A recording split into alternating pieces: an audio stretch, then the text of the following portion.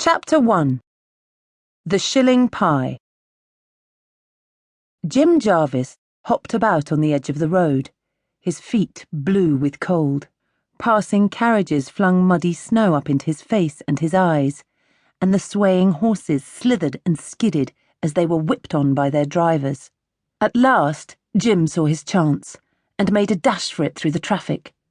The little shops in the dark street all glowed yellow with their hanging lamps, and Jim dodged from one light to the next, until he came to the shop he was looking for.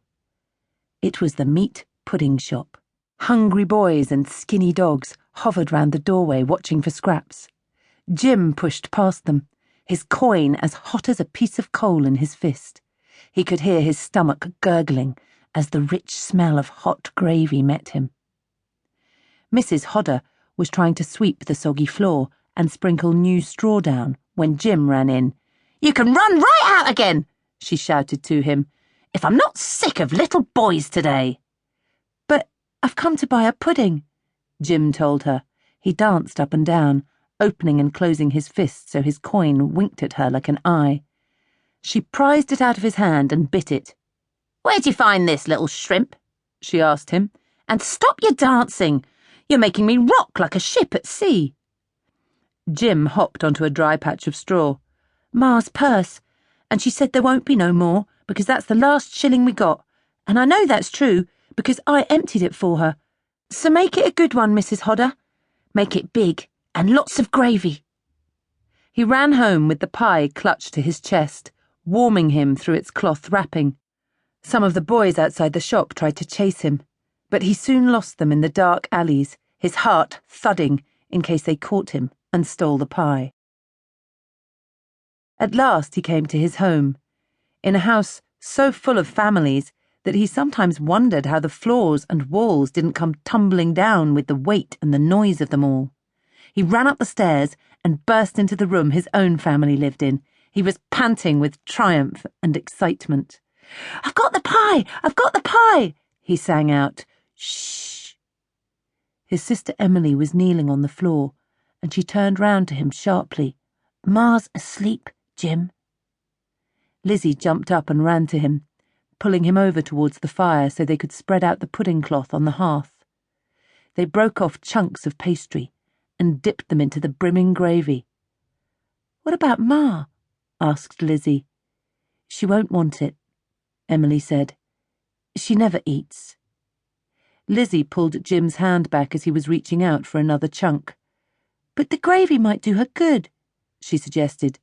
"Just a little taste. Stop shoveling it down so fast, Jim. Let Ma have a bit." She turned round to her mother's pile of bedding and pulled back the ragged cover. "Ma," she whispered, "try a bit. It's lovely." She held a piece of gravy-soaked pie crust to her lips, but her mother shook her head and turned over, huddling her rug round her. "I'll have it," said Jim, but Lizzie put it on the corner of her mother's bed rags. "She might feel like it later," she said. "The smell might tempt her." "I told you," said Emily. "She don't want no food no more. That's what she said." Jim paused for a moment in his eating, his hand resting over his portion of pie in case his sisters snatched it away from him. "What's the matter with Ma?" he asked. "Nothing's the matter," said Emily. She chucked along on the fire, watching how the flames curled themselves round it. "She's tired is all," Lizzie prompted her. "She just wants to sleep, don't she?" "But she's been asleep all day," Jim said. "And yesterday, and the day before." "Just eat your pie," said Emily.